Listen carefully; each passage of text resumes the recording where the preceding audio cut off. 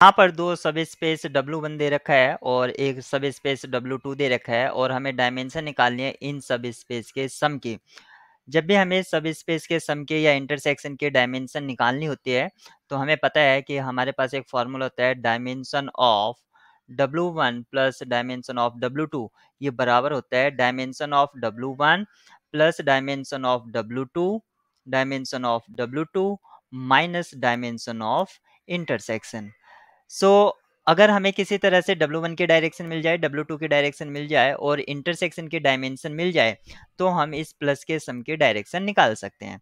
जैसे कि हमें यहाँ पर पता है कि यहाँ पर ये जो दो सब स्पेस थे W1 और W2 वो इस तरह से दे रखा है और इन दो सब स्पेस की हमें डायमेंशन निकालनी है।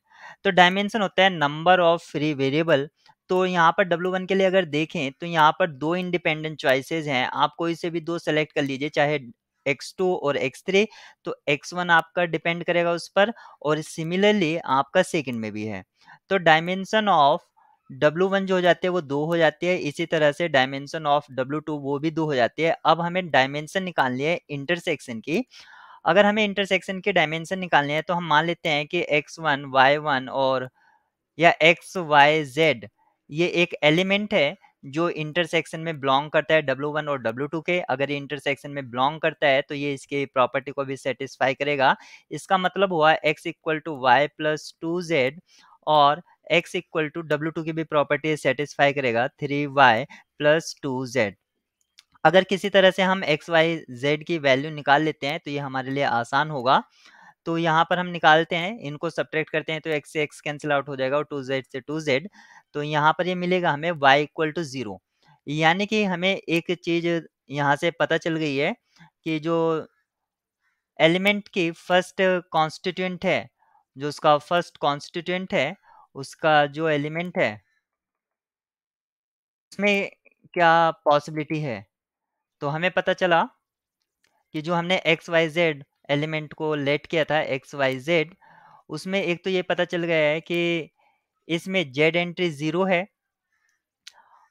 अब हमें ये देखना था कि क्या कोई दूसरी कंडीशन भी वो सेटिस्फाई कर रहा है। तो इस इक्वेशन 1 से हम क्या कह सकते हैं, x equal to 0 plus 2z, 0 plus 2z। तो हमें पता चला x इक्वल टू 2z। अब हमारे पास यहाँ पर z फ्री वेरिएबल हो गया है, तो यहाँ पर z ले लीजिए तो x क्या हो जाएगा 2z। तो हमें अब पता चल गया है, किसी तरह से अगर z की वैल्यू पता चल जाए तो हमें पूरा एलिमेंट का पता चल जाएगा, यानी कि डायमेंशन ऑफ इंटरसेक्शन जो है वो 1 आ गई है।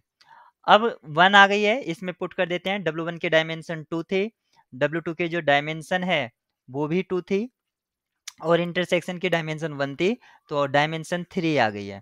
अगर आपको डिटेल में इस क्वेश्चन को देखना है तो आप डिस्क्रिप्शन में जाके उसको देख लीजिए, वहां पर पूरा डिटेल में एक्सप्लेन किया गया है।